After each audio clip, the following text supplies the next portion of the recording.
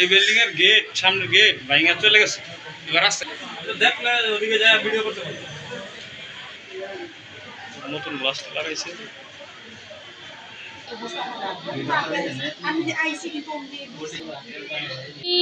আমার আম্মুর সেহারির টাইমে আমাকে ফোন দিয়েছে। আমি গাজীপুর আমার ফুপির বাসায় অবস্থান করছিলাম।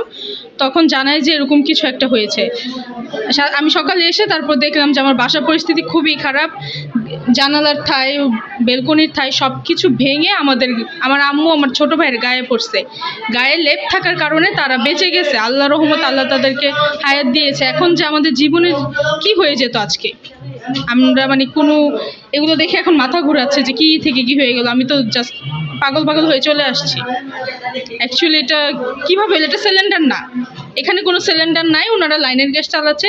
এখানে যদি সিলিন্ডারে ব্লাস্ট না হয়, গ্যাস লিকেজ যদি হয়ে থাকতো তাহলে এখনও গ্যাস ছড়াইতো, উপরে কেউ রান্না করতে পারতো না। কিন্তু এখানে কোনো গ্যাস নাই, কোনো গন্ধ পাচ্ছি না, বরঞ্চ এখানে হয়তো কোনো ক্ষতিকারক কেমিক্যাল বা কোনো কিছু ছিল যার জন্য বিস্ফোরণ ঘটেছে। প্লাস আমাদের জীবন বাজি রাখতে হয়েছে। এটা একটু দেখবেন।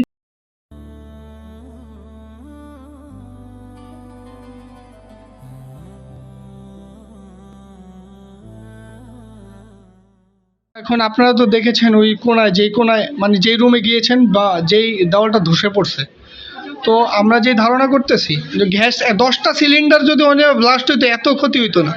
আবার এই ব্লাস্টটা গেছে হলো মসজিদের সব ঠাই ভাঙছে। এরপরে মসজিদের পরে আরেকটা পিছনের একটা বাড়ি আছে, ওদিকের একটা দরজা ভেঙে গেছে। ওনারা আমাদের ভিডিও পাঠাইছে, আলামিন ভাই। তো উনিও ভিডিও পাঠায় দেখাইছে যে আমাদের দরজা দেখ ভেঙে গেছে, গা দেখ কি তীব্রতা। আর একটা সিলিন্ডার তো ওই জায়গায় মানে ফায়ার সার্ভিসটা পায়নি, যে জায়গায় সিলিন্ডার বা গ্যাসের কোনো লিকেজ। এই যে সব নিউজ চ্যানেলে বলতেছে, আমি যে একটু আগে ঢুকে দেখলাম যে সব নিউজ চ্যানেল বলতেছে গ্যাস লিকেজ হয়েছে, বা ওনারা ওই জায়গা থেকে যা বলছে তা ওনারা প্রচার করতেছে। কিন্তু এই জায়গায় সবাইকে বলে দেখেন আমাদের ভাড়াটিয়া, বা আমরা যদি মিথ্যা কথা বলে থাকি, গ্যাস লিকেজ বলতে কোনো কিছু হয়নি। যেই জায়গায় বিস্ফোরিত হয়েছে ওই জায়গা থেকে দেওয়াল ধসে পড়ছে, আমাদের পাশের বাসারও ক্ষয়ক্ষতি হয়েছে। আর ওই জায়গায় যে ওনারা কি করছে এটা ওনারা ছাড়া আমরা জানি না। এটা হঠাৎ আমরা ঘুমিয়ে আছিলাম, বিকট শব্দ হয়েছে, আমরা দৌড় দিয়ে রেস্কিউ করছি সবাইকে। এরপরে সবাই মানে হাসপাতালে পাঠিয়ে দিয়েছি। এরপরে ওর আব্বু নিচেও ছিল, নিচে থেকেও ওর আব্বুর গায়ে লেগে গেছে, আমাদেরও কিছু প্রভাব হয়েছে। আমাদের গেটমেট, বাসার ফার্নিচার সব ভেঙে গেছে। তো এটা যে আমাদের ঘরে হয়েছে এমন না, এটা আমাদের পাশেও হয়েছে, মানে চারপাশে হয়েছে, চারপাশ দিয়ে এটা একটা ভয়ঙ্কর। ভোর 4টা বাজে সিরিয়ার সময় ঘুম থেকে উঠছি, হঠাৎ করে বিকট একটা শব্দ শুনতে পেলাম।